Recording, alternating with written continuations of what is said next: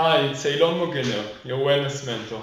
Today we're going to speak about correct breathing and how it relates to stress management.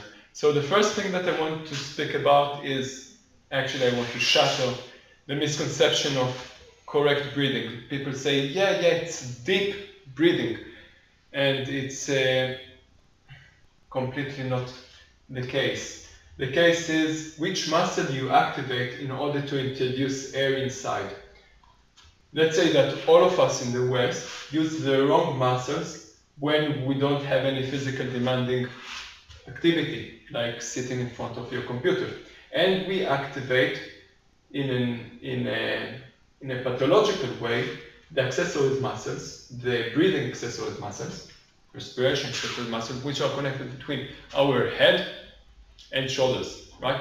And they produce this type of activity. I'm emphasizing, but actually we breathe like that, right? We go, and here everything elevates.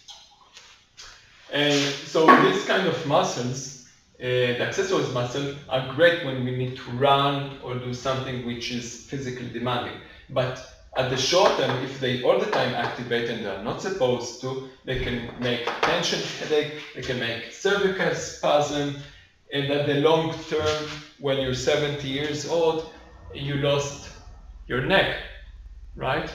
And by compressing this area, which is tight anyway between the first rib and the clavicula, you're compressing potentially nerves and phases that go through, so you can have thoracic outlet syndrome, tingling, weakness in your biceps. So you don't want to breathe from here. Also, this emphasizes the sympathetic, the hysteria, let's say, type of psychological condition. On the other hand, you've got the main muscle that was made for respiration.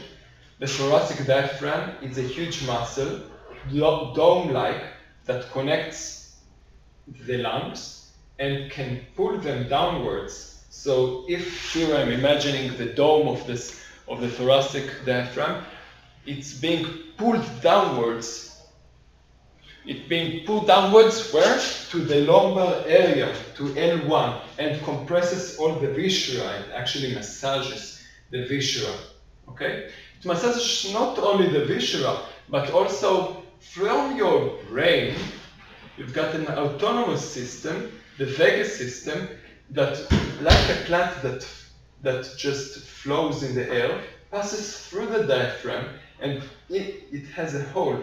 Also the aorta passes through, and other autonomous elements. And as it passes through, every time that you breathe correctly, using that diaphragm, you're massaging and relaxing and creating positive emotions.